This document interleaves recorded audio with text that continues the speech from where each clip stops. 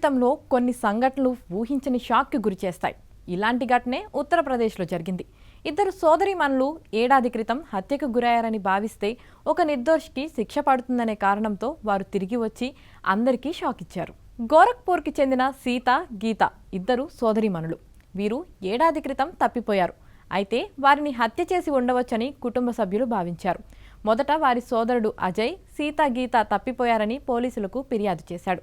ఆ తర్వాత జైనాథ్ మౌర్య అనే వ్యక్తి వివాహేతర సంబంధం పెట్టుకున్నాడని, అతనే హత్య చేశాడని ఆరోపిస్తూ పోలీసులకు ఫిర్యాదు చేశాడు.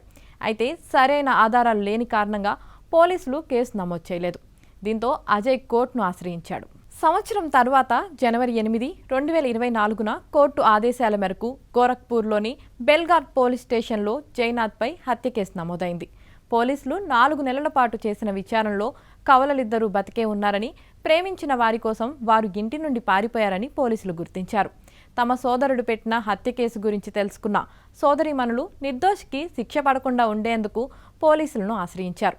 సీత హర్యానాకు చెందిన విజేందర్ని పెళ్లి చేసుకున్నారని, అతనితో కలిసి జీవిస్తున్నట్లు తెలిపింది. తనకు 5 నెలల కుమార్తె కూడా ఉందని పోలీసులకు చెప్పింది. గీత ఉత్తరాఖండ్ రాష్ట్రం అల్మోరాకు చెందిన సురేష్ రామ్తో పెళ్లి చేసుకోవడానికి ఇంటి నుంచి పారిపోయిందని పోలీసులకు తెలిపింది. తనకు 6 నెలల కుమార్తె కూడా ఉన్నట్లు చెప్పింది. చనిపోయారని భావిస్తున్న ఇద్దరు సోదరీమణులు తిరిగి వచ్చినందుకు వారి కుటుంబం ఒకంత షాక్కి గురైనా ఆనందం వ్యక్తం చేశారు.